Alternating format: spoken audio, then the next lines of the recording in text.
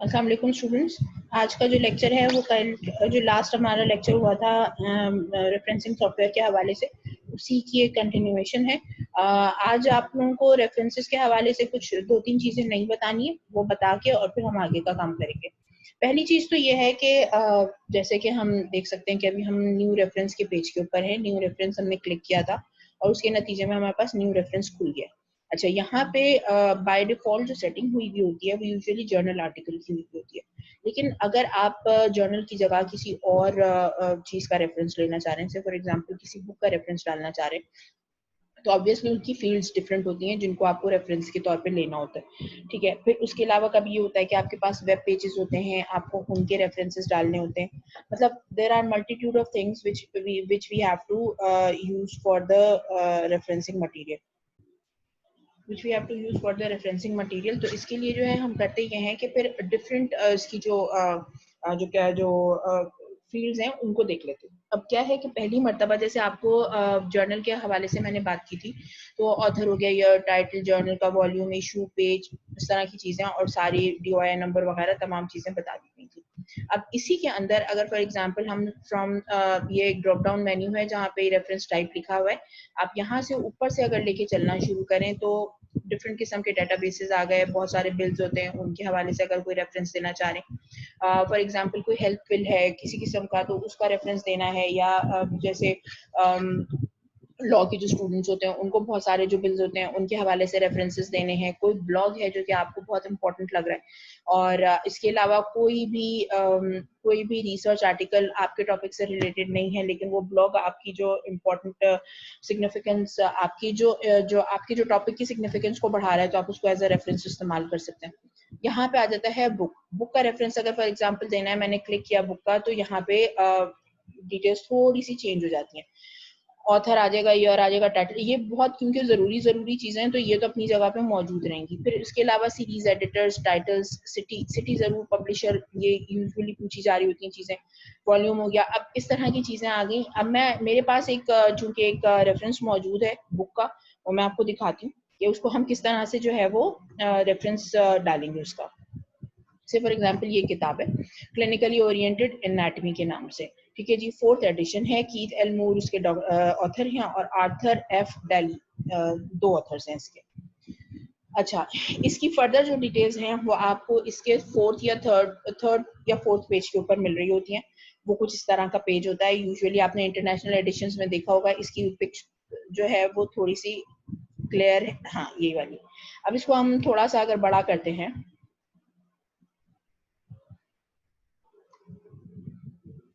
अच्छा अब अगर आप देखना शुरू करें ऊपर से, तो जो आपको चीज मिल रही है कॉपीराइट 1999 का है obviously. Lippincott, William and Wilkins के पब्लिशर हैं। कहाँ पे पब्लिश हुई है ये जी? 351 west Camden street, Baltimore, Maryland, USA। ठीक है जी। इसके अलावा दूसरी जगह जो जहाँ पे ये पब्लिश हुई है वो है 227 east Washington square, Philadelphia, Pennsylvania. कोई सा भी एक आप जो है वो सिटी के तौर पे लिख सकते हैं। जो कनाडा में जो प्रिंट हुआ है वो अलहदा है। ये वाली जो बुक है, हम इसके हवाले से जब बात करते हैं तो इसके 3 एडिशंस पहले आ चुके हैं। एक 1980 में पब्लिश हुआ था, दूसरा जो है वो 1985 में पब्लिश हुआ था, तीसरा 1992 में पब्लिश हुआ था, और ये जो करंट एडिशन हमारे हाथ में मौजूद है ये 1999 का है, ये आप देख सकते हैं। ठीक है जी। अब यहाँ पे ये चीज आ गई। उसके बाद फिर आपके पास जो ऑथर्स हैं क्लिनिकली ओरिएंटेड एनाटॉमी के जो ऑथर्स हैं, कीथ एल मूर, आर्थर एफ डेली, ये 2 ऑथर्स हो गए। ठीक है जी। इसके अलावा 4th एडिशन है। उसके बाद इसके लिए आपका ISBN नंबर है, ये चाहिए आपको। तो ये तो कुछ इंफॉर्मेशन है जो हमने ले ली है। अब हम इसको क्या करेंगे कि रेफरेंस पैनल में डाल के देखते हैं कि हमारे पास ये तमाम चीजें हो रही हैं कि नहीं हो रही। सबसे इंपॉर्टेंट चीज क्या है?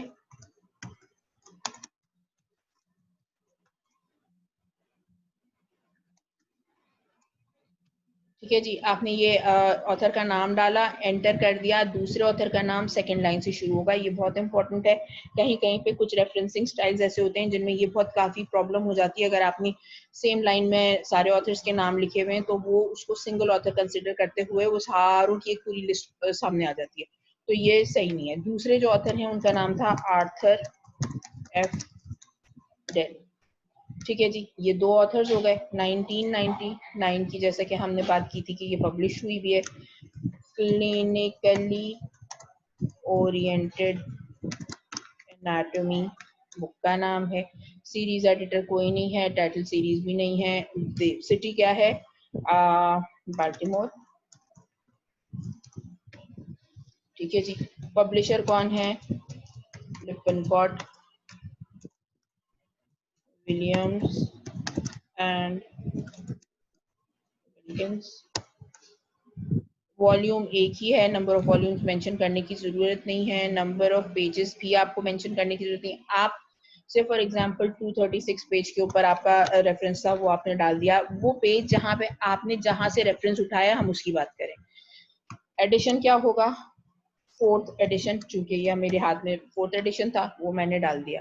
ठीक है जी। अब इसके बाद आ जाते हैं ISBN नंबर। अगर आपको याद हो तो हमने एक जगह देखी थी जहां पे उसका ISBN नंबर लिखा हुआ था, उसको हम दोबारा से चेक कर लेते हैं। ये देखिए ISBN नंबर, इंटरनेशनल जो है वो bibliographic reference number, book number होता है ये।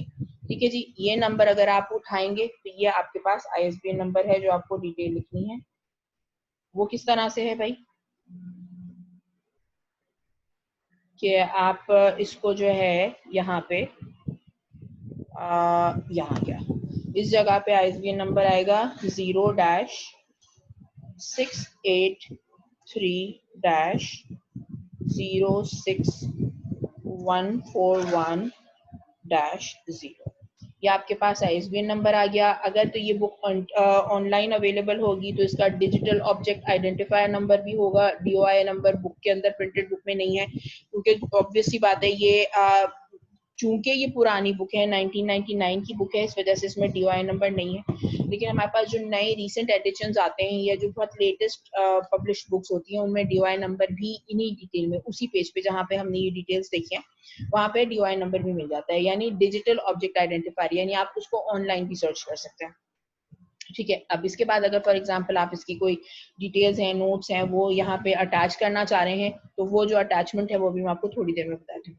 तो this was the way how you basically copy या स्टोर योर बुक रेफरेंस। ठीक है जी। ओके कर दिया, इसको ओके कर दिया। यस। ठीक है जी। ये बुक का रेफरेंस जो है वो यहाँ पे आ गया है। अच्छा, इसके बाद फिर अब मैं चाह रही हूँ कि मैं मजीद देखूँ कि मैं कुछ और तरह का रेफरेंस भी डालना चाह रही हूँ। उसके लिए मैं दोबारा जाऊंगी। आप अगर आप देखो तो ये जो ड्रॉप डाउन मेन्यू में बाय और आर्टिकल, जर्नल आर्टिकल जो है वो बेसिकली बाय डिफॉल्ट सेटिंग हुई है। इसको कोई चेंज नहीं कर सकता। हर मर्तबा जब आप इस पेज को खोलेंगे तो आपको जर्नल आर्टिकल ही मिलेगा। उसके बाद आपको अगर कुछ करना है तो आगे पीछे आपको करना पड़ेगा उसको। बुक हो गई, बुक का सेक्शन हो गया। कुछ बुक्स होती हैं जिनके सेक्शंस बने हुए होते हैं, लाइक आपकी कोडा कैम्पबेल अगर आप देखो तो बहुत बड़ी किताब है। अब उसके अंदर क्या है, डिफरेंट सेक्शंस बने हुए हैं। आपको कौन सा सेक्शन चाहिए, उस सेक्शन को मेंशन करने के लिए आपको यहाँ पे सेक्शन पोर्शंस आ जाते हैं। सीरीज एडिटर चैप्टर आ जाएगा, इसमें चैप्टर नंबर पूछ रहे होते हैं, बुक का टाइटल, उसका सेक्शन, उसकी सीरीज वगैरह पूछ रहे होते हैं। अगेन एडिशंस वगैरह सेम रहेंगे, सिर्फ आपके पास चैप्टर की डिटेल आ जाएगी क्योंकि आप सेक्शन मेंशन कर रहे हैं। इसके बाद फिर आप आ जाते हैं केस। ऐसे फॉर एग्जांपल कोई केस है, कहीं पे रिपोर्ट हुआ है। अब इसके जो है मतलब कोर्ट के केसेस भी हो सकते हैं, कोई मेडिकल कोर्ट केसेस भी हो सकते हैं।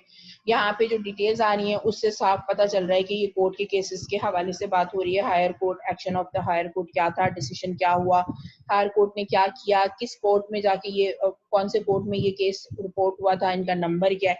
सो बेसिकली ये आपके काम की चीज नहीं है, ये लॉ के काम के हवाले से है। लेकिन अगर for example medical legal cases के हवाले से भी कुछ जो केसेस होते हैं, या से फॉर एग्जांपल आपके ड्रग कोड के हवाले से जो कुछ डिटेल्स होती हैं, उनको अगर आप मेंशन करना चाह रहे हैं तो वो यहाँ पे आप मेंशन कर सकते हैं। आगे चलते हैं। चार्ट हो गया, टेबल हो गया। कहीं से आपको सिर्फ चार्ट या टेबल ही मिला है तो आप उसको भी मेंशन कर सकते हैं। कोई कैटलॉग है, से फॉर एग्जांपल किसी इंस्ट्रूमेंट का कैटलॉग है, उसकी डिटेल मेंशन करनी है, वो आपको कैटलॉग खोलेंगे, वहां से डिटेल्स मेंशन कर देंगे।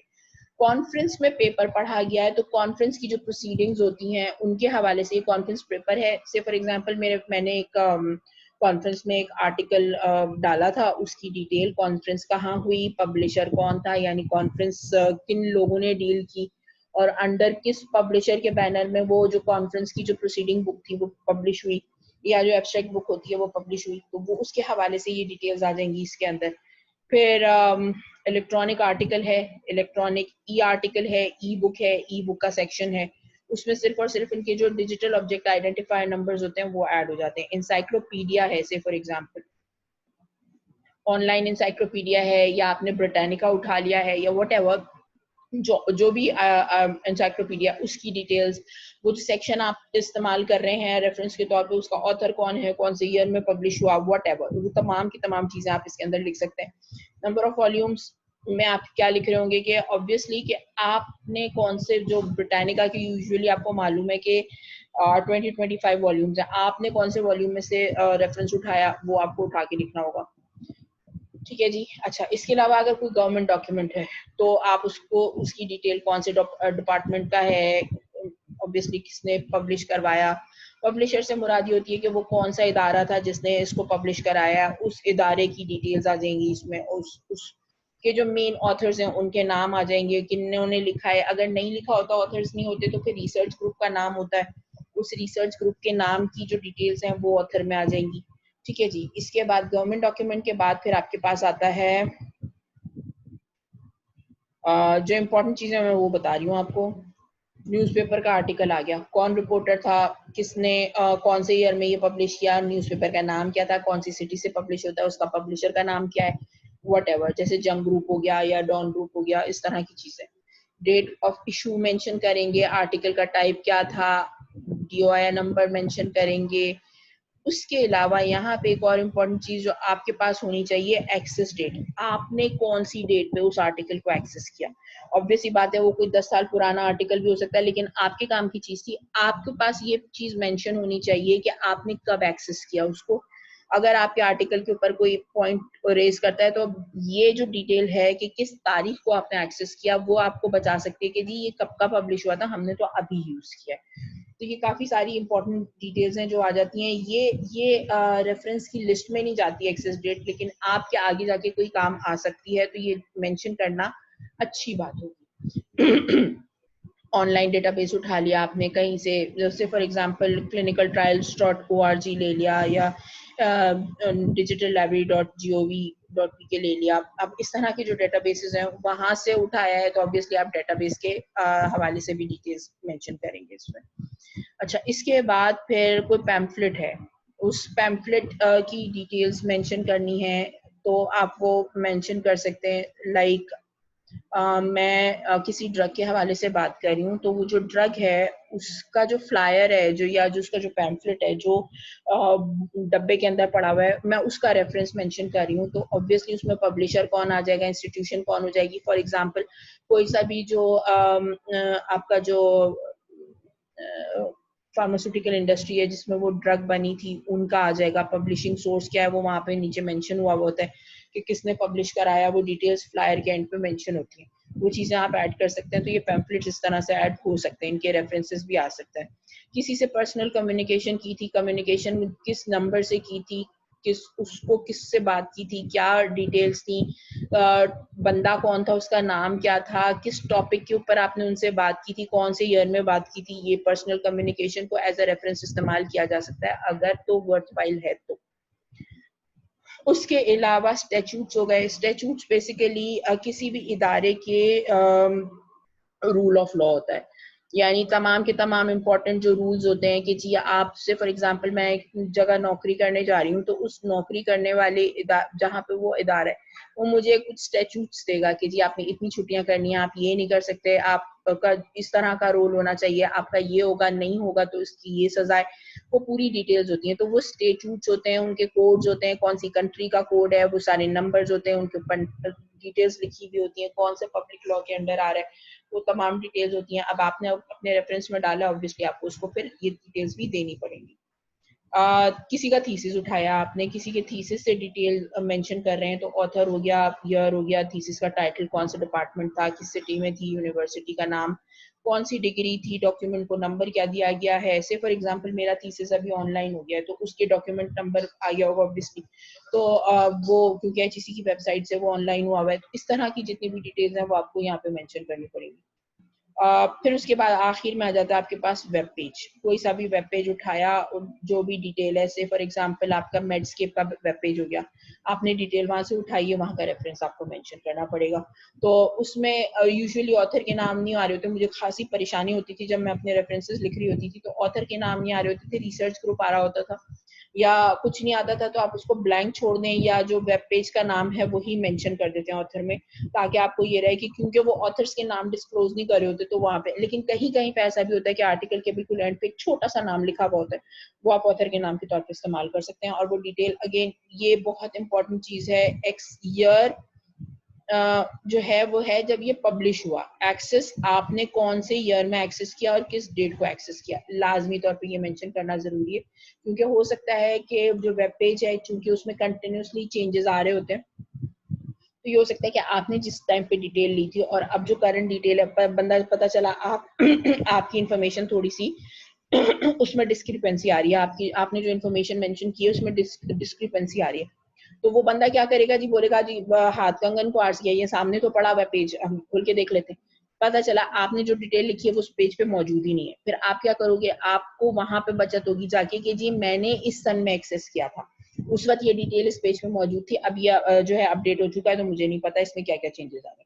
ये अपने बचत के लिए आपके पास ये डेट्स किन किन सालों में कब कब आपने इसको एक्सेस किया, ये मेंशन करना बहुत जरूरी है। तो यहाँ तक की बात अगर आपको समझ में आ गई हो तो हम आगे चलते हैं। ठीक है जी, आगे चलते हैं। आगे चलने के बाद एक और चीज जो आपको ये मैंने बतानी है इसमें, वो ये है कि से फॉर एग्जांपल ये आर्टिकल है, इस आर्टिकल की मैंने डिटेल ले ली, अब मेरे पास इसका कुछ डिटेल्स पड़ी हुई हैं, मैं इसको अटैच करके रखना चाह रही हूँ।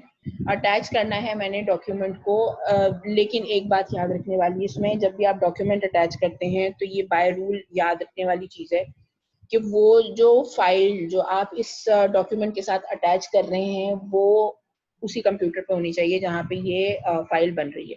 से फॉर एग्जांपल मेरा लैपटॉप है, मैं सारा काम अपने लैपटॉप पे करती हूँ, तो ऑब्वियसली जो भी रेफरेंसेस मैं डाउनलोड करूंगी वो भी मेरे लैपटॉप पे होंगे।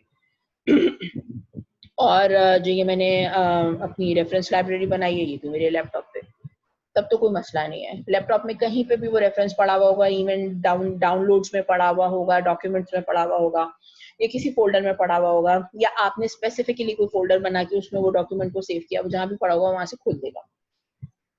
प्रॉब्लम कब आती है, जब आपने उठा के वो रेफरेंस अपने पास, आपने कंप्यूटर में, एक कंप्यूटर में आपने चीजें डाउनलोड की और साथ में रेफरेंस लाइब्रेरी बना ली। अब आप के ऑफिस में उससे फॉर एग्जांपल वो कंप्यूटर पड़ा हुआ है, आपने ऑफिस में वो कंप्यूटर रखा हुआ है, आपने उसमें आधा काम उठाया, या खाली आपने अपनी रेफरेंस लाइब्रेरी उठाई, यूएसबी में डाली, घर ले गए और घर ले जाके फिर आपने आधा काम शुरू कर दिया। अब वो जो डाउनलोड डॉक्यूमेंट्स थे जिसको आपने रेफरेंस लाइब्रेरी के साथ लिंक किया था, वो डॉक्यूमेंट्स उस कंप्यूटर में रह गए जो आपके ऑफिस में पड़ा हुआ था। आपके घर पे जब आप उस अटैचमेंट्स को खोलोगे तो वो नहीं खुलेंगे, वजह क्या है कि उस कंप्यूटर में वो डॉक्यूमेंट मौजूद ही नहीं है। तो इसका मतलब ये हुआ कि आपको क्या करना है कि आसान तरीन तरीका बाद की किसी भी ख्वारी से बचने का ये होता है कि आपने एक फोल्डर बना दिया जहां पे आपके फुल टेक्स्ट आर्टिकल्स या रिलेटेड जितने भी डॉक्यूमेंट्स हैं वो सारे उसी जगह सेव करें। 100, 200, 1000 से ऊपर रेफरेंसेस चले जाएंगे तो ऑब्वियसली आप वहां से ढूंढ तो नहीं सकोगे। उस डॉक्यूमेंट को आप यहाँ पे फाइल अटैचमेंट में डाल दें, जब भी आपको जरूरत होगी वो आराम से यहीं से खुलेगा। अब आपने करना क्या है, इस फाइल अटैचमेंट के सेगमेंट में जाएंगे, मैं एक आपको फाइल अटैच करके दिखा देती हूँ। पहले आप फाइल का सेगमेंट खोलेंगे, राइट क्लिक करेंगे, राइट क्लिक करने पे एक डायलॉग बॉक्स आ जाएगा, डायलॉग बॉक्स में आप फाइल अटैचमेंट देखेंगे, फाइल अटैचमेंट में जाके अटैच फाइल कर देंगे। अटैच फाइल करके मैं अभी इस वक्त कहीं ढूंढ नहीं रही, मेरे पास ये सामने ही एक दो तीन चीजें पड़ी हुई हैं, इन्हीं में से कुछ एक मैं आपको अटैच करके दिखा रही हूँ। फॉर एग्जांपल ये एक मेरे पास पावर पॉइंट प्रेजेंटेशन है जो कि इस आर्टिकल से रिलेटेड मटेरियल है। ओपन, यहाँ पे ये अटैच हो गया। अब मुझे फॉर एग्जांपल मुझे अब जरूरत है, मैंने इसको यहाँ पे फाइल को अटैच किया, ये रेफरेंस को मैंने बंद कर दिया, यस करके, यस हो गया, अब खत्म हो गई। पहली चीज तो आप ये देखें कि यहाँ पे एक आपको जेम क्लिप का निशान नजर आ रहा है, जो कि आपको ये बता रहा है कि ये जो दो रेफरेंसेस हैं जिनके ऊपर जेम क्लिप आ रही है, ये दोनों जो रेफरेंसेस हैं इनके ऊपर फाइल अटैच हुई है। ठीक है जी, ये अटैचमेंट का निशान है। तो ये इसका मतलब क्या है कि ये फाइल अटैच हुई है। मैं इस जगह जाती हूँ, यहाँ जाने के बाद मैं अटैच फाइल के पास जाती हूँ और जाने के बाद मैं इसको क्लिक करती हूँ। क्लिक करने के नतीजे में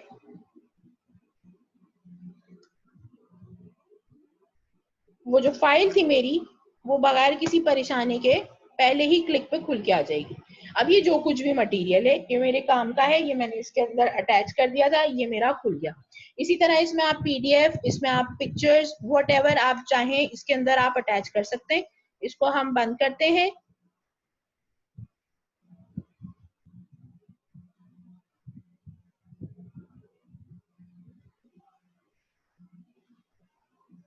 अच्छा, अब यहाँ पे से फॉर एग्जांपल मैं एक तस्वीर भी अटैच करना चाह रही हूँ। अटैच फाइल करेंगे, यहाँ पे फॉर एग्जांपल यही एक तस्वीर सामने ही पड़ी हुई है, ये भी मैंने अटैच कर दी। मैं इसमें जितनी भी चाहे फिगर्स, अच्छा यहाँ पे ये भी है, साथ में फिगर अगर मैं अटैच करना चाहूँ तो मैं यहाँ से भी अटैच कर सकती हूँ फिगर। ठीक है, इसके लिए से फॉर एग्जांपल मैं लेती हूँ एविडेंस,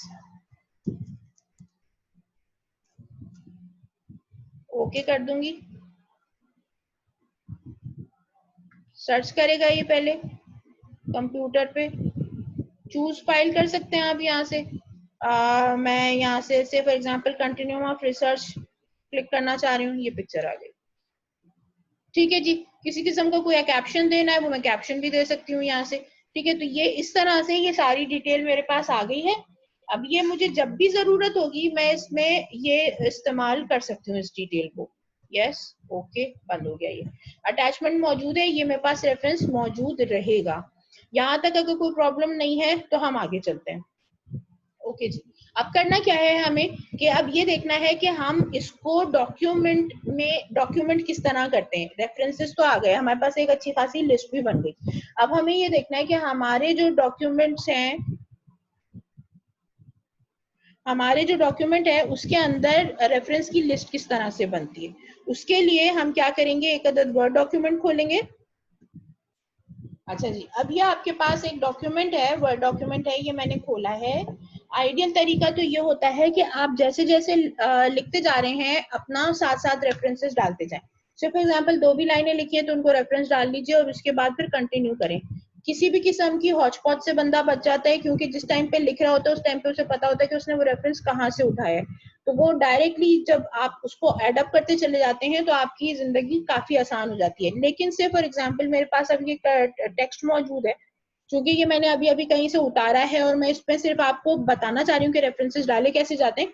तो उसके लिए अब आप ये देख सकते हैं कि यहाँ पे मैं रेफरेंस डालना चाह रही हूँ, से फॉर एग्जांपल इस जगह पे, तो मैं अपना जहां पे मैं रेफरेंस डालना चाह रही हूँ वहां पे मैं कर्सर ले जाके छोड़ दूंगी। उसके बाद फिर मैं जाऊंगी वापस अपनी रेफरेंस लाइब्रेरी के ऊपर। रेफरेंस लाइब्रेरी पे जाऊंगी मैं। ठीक है जी, यहाँ जाने के बाद मैं से फॉर एग्जांपल ये मेरा रेफरेंस है, मैंने इस रेफरेंस को यहाँ पर हाईलाइट कर दिया, यानी क्लिक किया तो ये हाईलाइट हो गया, कलर चेंज हो गया तो ये हाईलाइट हो गया। अब इसके बाद वापस से मैं अपने वर्ड डॉक्यूमेंट पे जाऊंगी। वर्ड डॉक्यूमेंट पे जाके ये एंड नोट, जो आपका जो रेफरेंसिंग सॉफ्टवेयर जब आपके वर्ड डॉक्यूमेंट के साथ इनकॉर्पोरेट हो जाता है तो इसका आइकॉन जो है वो आपके टैब के ऊपर आना शुरू हो जाता है। आपने इसको क्लिक किया, क्लिक करने के बाद आप जाएंगे इंसर्ट साइटेशन के ऊपर। इंसर्ट साइटेशन पे जाके इंसर्ट सिलेक्टेड साइटेशन करेंगे। कैसे करेंगे, यहाँ पे जाके करेंगे, सॉरी यहाँ पे कर्सर गायब हो चुका है यहाँ से, इसलिए मैं इसको यहाँ पे पहले रख दूं और उसके बाद फिर अब यहाँ से मैं इंसर्ट साइटेशन कर रही हूँ, सिलेक्टेड साइटेशन। ठीक है जी, अब ये मेरा जो रेफरेंस है ये ऐड हो गया, नंबर 1 के हिसाब से ऐड हुआ है, ये नंबर 1 के हिसाब से ऐड हुआ है। बाय द एंड जाके मैं देखूं ऑटोमेटिकली ये मेरी जो है वो रेफरेंस लिस्ट बननी शुरू हो गई है। ठीक है, अब इसके बाद फिर मैं वापस जाऊंगी, मुझे इस जगह पे एक और रेफरेंस चाहिए। ठीक है जी, यहाँ पे मुझे रेफरेंस चाहिए, मैं दोबारा से अपनी एंड नोट लाइब्रेरी के ऊपर जाऊंगी। एंड नोट लाइब्रेरी में अब आप देखिए ये डॉक्यूमेंट का नाम है, इस डॉक्यूमेंट के साथ जो है जो पहला रेफरेंस ऐड हो गया है तो यहाँ पे एक नंबर 1 आ गया। ऑल रेफरेंसेस 7 है। इस डॉक्यूमेंट के अंदर एक रेफरेंस है, बाकी के 6 जो है वो अनफाइल्ड रेफरेंसेस है। वापस आए, वापस आने के बाद से फॉर एग्जांपल ये रेफरेंस मुझको चाहिए, ये क्लिक किया मैंने, ये क्लिक करने के बाद यानी इसको सिलेक्ट कर लिया। जब ये सिलेक्ट हो गया, वापस अपने वर्ड डॉक्यूमेंट पे जाऊंगी। वर्ड डॉक्यूमेंट पे जाने के बाद यहाँ पे मैं जाके इंसर्ट साइटेशन करूंगी। ये मेरा दूसरा रेफरेंस भी इनकॉर्पोरेट हो गया। ठीक है जी। अब यहाँ पे आप देख सकते हैं कि जो बहुत इंपॉर्टेंट चीज जो मैं आपको उस वक्त बता रही थी, यहाँ पे अगर आप देखो तो से फॉर एग्जांपल ये एक वेब पेज थी जहां से मैंने ये रेफरेंस उठाया था। ये रेफरेंस उठा के देखो आप, यहाँ पे मेंशन हो रहा है साइटेड 2015 3 मार्च, ठीक है। और ये है कब का, 2004 का है। साइट मैंने कब किया है, इस तारीख को किया है, और इससे पहले तक मैंने इस रेफरेंस को इस्तेमाल नहीं किया था। और ये चीज अवेलेबल कहाँ है, ये इस लिंक पे मौजूद है। इस लिंक को हम चाहें तो चेक कर सकते हैं। किस तरह से आप ये रेफरेंस चेक करना चाह रहे हो, कंट्रोल दबाएंगे, ठीक है। कंट्रोल दबाएंगे तो ये देखो आपने कर्सर रखा है इस रेफरेंस के ऊपर या इस लिंक के ऊपर, यूआरएल के ऊपर। कंट्रोल दबाया तो ये कर्सर का चेंज हो गया शेप। शेप अब जो है ये वही वाला आ गया जो इंटरनेट पे यूजुअली होता है, थंब का, हैंड का। इसको हम क्लिक कर देते हैं तो ये डायरेक्ट उस लिंक पे आपको ले जाएगा। मैं आपको लिंक दिखा देती हूँ जिस जो स्क्रीन। अब देखो, अब मैं सालों के बाद भी अगर मैं इस रेफरेंस पे जा रही हूँ तो ये मुझको ये एग्जैक्ट पेज खुल के दे रहा है जहां से मैंने ये डाटा उठाया था। ये पेज इस तरह से खुल जाता है। तो आपका जो यूआरएल है उसका ये फायदा होता है कि फॉर एग्जांपल किसी को आपकी बात पर यकीन नहीं है, वो उसको क्रॉस चेक करना चाह रहा है, तो वो डायरेक्टली चेक करते करते आपकी सॉफ्ट कॉपी में से ये यूआरएल डाल के चेक कर सकता है कि जी आपने वाकई में ये रेफरेंस इस्तेमाल किया भी है या नहीं किया। यहाँ तक बात क्लियर है? ठीक है जी। तो अब आगे चलते हैं। इसके बाद हमारे पास वापस से हम इधर ही आ जाते हैं अपने वर्ड डॉक्यूमेंट के ऊपर। यहाँ तक अगर बात क्लियर हो गई है तो इसी तरह से ऑल टुगेदर जितना भी डॉक्यूमेंट है उसमें रेफरेंस बनाते चले जाएंगे और ये रेफरेंस जो है वो एड अप होता चले जाएगा। यहाँ तक अगर बात क्लियर हो गई है तो एक और चीज जो मुझे आपको उसमें बतानी है, वहां पे चलते हैं, एंड नोट के ऊपर आ जाते हैं वापस से। अच्छा, यहाँ तक तो आपको बात समझ में आ गई। अब एक और बहुत इंपॉर्टेंट चीज है, वो ये है कि मैं फॉर एग्जांपल रेफरेंस, मैंने आपको दो तरीके से रेफरेंस का बताया। एक तो रेफरेंस डाउनलोड करना बताया डायरेक्ट जर्नल के पेज से, दूसरा मैंने रेफरेंस डाउनलोड करना सिखाया आपको गूगल स्कॉलर से, तीसरा मैंने आपको मैनुअली जो है वो रेफरेंस डालना सिखाया। अभी भी आपके सामने बुक का रेफरेंस मैनुअल डाला, उससे पहले भी एक जर्नल आर्टिकल का मैंने आपको रेफरेंस मैनुअल डाल के बताया। अब एक तरीका क्या होता है कि मेरे पास फॉर एग्जांपल एक और रेफरेंस लाइब्रेरी है, उसके अंदर से कुछ रेफरेंसेस मुझको चाहिए, और इस जगह पे जाने की वजह यह है कि जी एक जो डॉक्यूमेंट है उसको मैं एक ही रेफरेंस लाइब्रेरी के साथ अटैच रखूंगी, ताकि जब भी मुझे उस रेफरेंसेस में कोई चेंजेस करनी हो तो मैं इधर ही से कर सकूं। ठीक है जी। तो उसके लिए मैं क्या करूंगी, फॉर एग्जाम्पल ये मैंने इसको विंडो को मिनिमाइज किया थोड़ी देर के लिए, मैं दोबारा से जो मेन मेन्यू की जो फाइल है उस पे जाके ओपन करूंगी। या ओपन लाइब्रेरी पे बहुत सारी लाइब्रेरीज के ऑप्शंस आ रहे हैं, ठीक है जी। मैं इसमें से ये मेटाबॉलिक सिंड्रोम की जो लाइब्रेरी है ये खोल देती हूँ। अब ये जो मैंने लाइब्रेरी खोली है इसके अंदर मेरे पास 53 रेफरेंसेस पड़े हुए। से फॉर एग्जांपल मुझको ये एक रेफरेंस चाहिए, ठीक है जी। मैंने इस रेफरेंस को सिलेक्ट किया, सिलेक्ट कर दिया, जैसे ही नीला होगा आप देख सकते हो कि जैसे ही नीला होता है वो सिलेक्ट हो जाता है। सिलेक्ट होने के बाद राइट क्लिक करेंगे, राइट क्लिक करने के बाद कॉपी रेफरेंस टू का जो ऑप्शन है वहां पे जाएंगे।